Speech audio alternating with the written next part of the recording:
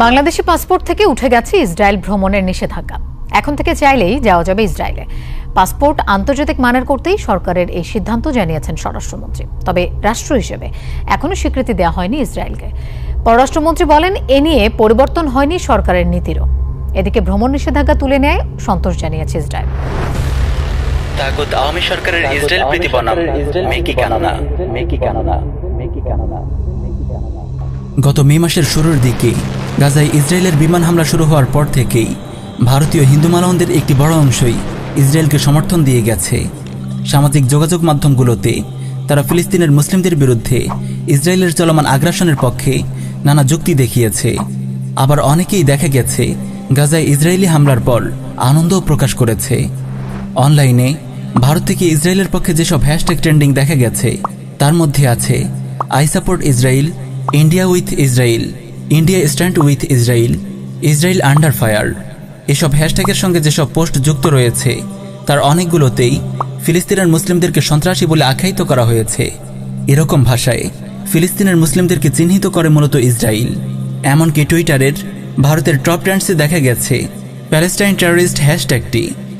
I am Indian Hindu and I support Israel. We are with you. Good job Israel Army. Good job my brothers.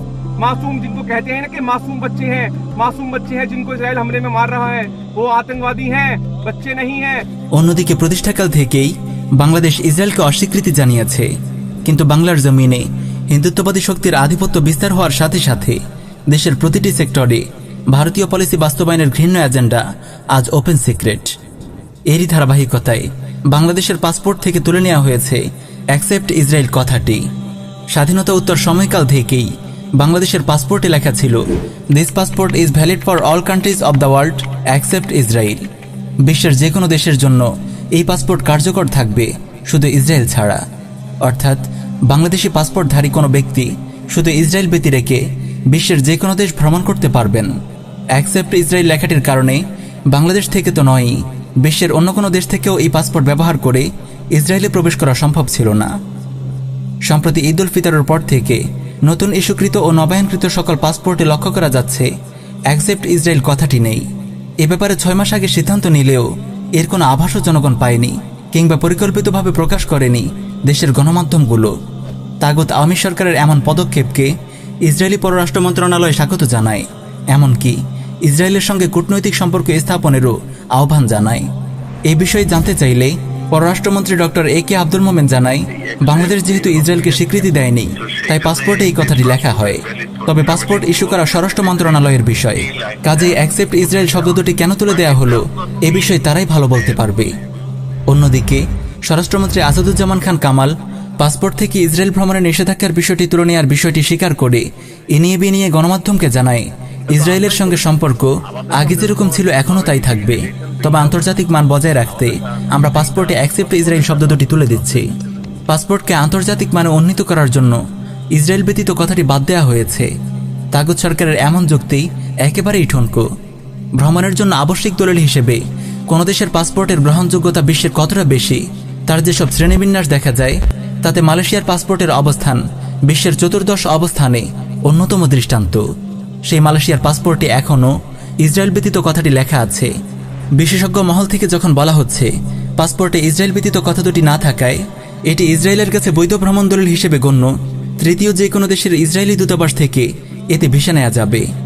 এই পাসপোর্টে Israel সফর বাংলাদেশে কোনো ধরনের আইনগত অপরাধ বলে গণ্য হবে না। যে কেউ চাইলেই সফর না করেও ইসরায়েলের সঙ্গে বাণিজ্য করতে পারবে। ঠিক তখনই তাগুত সরকারের মন্ত্রীরা দেশের মুসলিম উম্মাহর সঙ্গে চালিয়ে যাচ্ছে তাদের চিরাচরিত গাদ্দারি, প্রকাশ করছে ভিত্তিহীন নানা বিবৃতি। চলমান পাসপোর্ট ইস্যুকে কেন্দ্র করে একে একে বেরিয়ে আসছে তাগুত আওয়ামী সরকারের ইসরায়েল প্রীতির নানা উপাখ্যান। নীরবে ইসরায়েলের সঙ্গে সম্পর্ক স্থাপনের নিমিত্তে চালিয়ে যাচ্ছে নানা পদক্ষেপ। যেমন গোপনে সরকারি মদদে ইসরায়েল সফর করেছেন একাধিক বাংলাদেশি। এদের মধ্যে রয়েছেন চিকিৎসক, ব্যবসায়ী, চলচ্চিত্র তারকা, ব্লগার সহ নানা পেশার মানুষ। তবে বাংলাদেশি পাসপোর্ট ব্যবহার করলেও তাদের ভ্রমণের কোনো তথ্য পাসপোর্টে উল্লেখ নেই। বাংলাদেশ থেকে ইসরায়েল ভ্রমণের নিষেধাজ্ঞা থাকায় তারা রুট হিসেবে তৃতীয় দেশ ব্যবহার করেছেন। পরিচয় গোপন রেখে ইসরায়েল ভ্রমণের অভিজ্ঞতা শেয়ার করেছেন কেউ। অথচ বাংলাদেশি পাসপোর্টধারীদের ইসরায়েল সফরে ছিল কঠোর নিষেধাজ্ঞা। নিষেধাজ্ঞা ভঙ্গ করা ছিল দণ্ডনীয় অপরাধ। অথচ এ সকল ভ্রমণকারীদের ব্যাপারে কোনো পদক্ষেপই নেয়নি তাগুত আওয়ামী সরকার। অন্যদিকে ইসরায়েলের সাথে আওয়ামী শাসনামলের পুরোটা জুড়েই চলছে হরদম বাণিজ্য। মূলত দুইভাবে বাংলাদেশ ইসরায়েলের সাথে বাণিজ্য করে আসছে। একটি হলো সিঙ্গাপুর, দুবাই ইত্যাদি দেশের ভায়া, অন্যটি সরাসরি। বাংলাদেশ থেকে ইসরায়েলের পণ্য রপ্তানির বিষয়টি প্রতিফলিত হয় রপ্তানি উন্নয়ন ব্যুরোর পরিসংখ্যানে। এতে দেখা যায় গত 10 বছরে প্রায় $5 লাখ বেশি পণ্য ইসরায়েলে রপ্তানি হয়েছে। এর মধ্যে 2018-19 অর্থ বছরে সর্বোচ্চ $1,18,000 পণ্য, আর 2013-14 অর্থ বছরে সর্বনিম্ন $2,057 পণ্য। 2019-20 অর্থ বছরে রপ্তানি হয়েছে $28,000 পণ্য।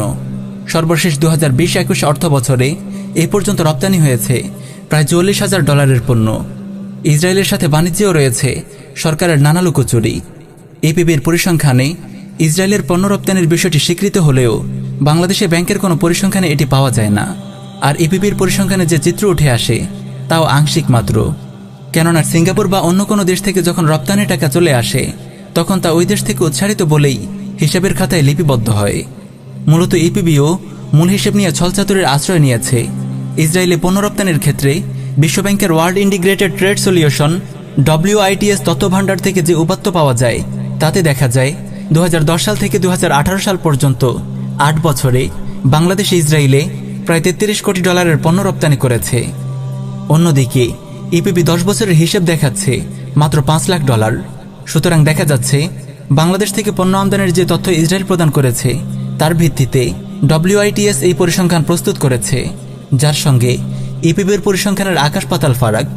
অন্যদিকে WITS এর তথ্য ভাণ্ডার থেকে এটাও জানা যায় যে রপ্তানির পাশাপাশি 2009 থেকে 2015 সাল পর্যন্ত সময়কালে বাংলাদেশ ইসরায়েল থেকে প্রায় $73 লাখ পণ্য আমদানিও করেছে। এছাড়াও কয়েক মাস আগে কাতার ভিত্তিক সংবাদ মাধ্যম Al Jazeera all the prime minister's men নামে একটি অনুসন্ধানী রিপোর্ট প্রকাশ করে। সেই রিপোর্টে বাংলাদেশের নিরাপত্তা বাহিনী কর্তৃক হাঙ্গেরি ভায়া ইসরায়েল থেকে ইন্টারনেট এবং মোবাইল ফোন নজরদারি করার প্রযুক্তি ক্রয় করার চাঞ্চল্যকর তথ্য উঠে আসে।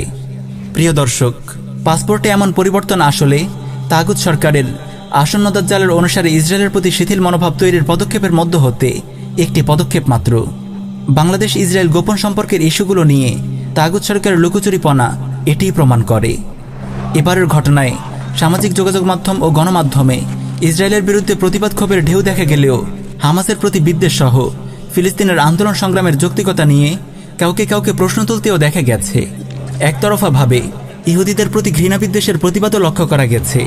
কেউ কেউ ইসরায়েলের কর্মকাণ্ডের পক্ষেও যুক্তি দেওয়ার চেষ্টা করেছে, যা ইসরায়েলের প্রতি সমর্থন ও সহানুভূতি তৈরির গোপন এজেন্ডার প্রকাশ্য চিত্র বলা যায়।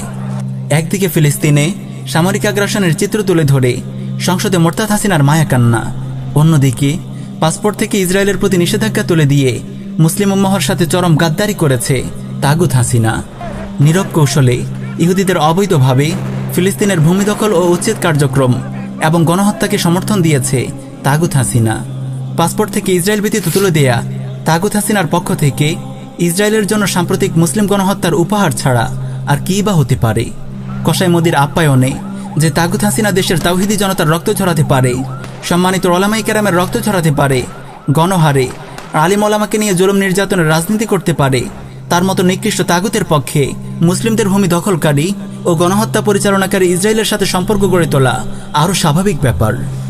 বিশ্বব্যাপী ইসলাম ও মুসলিমদেরকে নিশ্চিহ্ন করে দাজ্জালি শাসন প্রতিষ্ঠার যে জঘন্য এজেন্ডা চলছে বহু আগ থেকেই, সে এজেন্ডা বাস্তবায়নের মিশনে নেমেছে তাগুত আওয়ামী সরকার। হে মুসলিম উম্মাহ, আসুন আমরা দাওয়া ইরশাদ ও জিহাদের মাধ্যমে দাজ্জালি এজেন্ডার বিরুদ্ধে রুখে দাঁড়াই।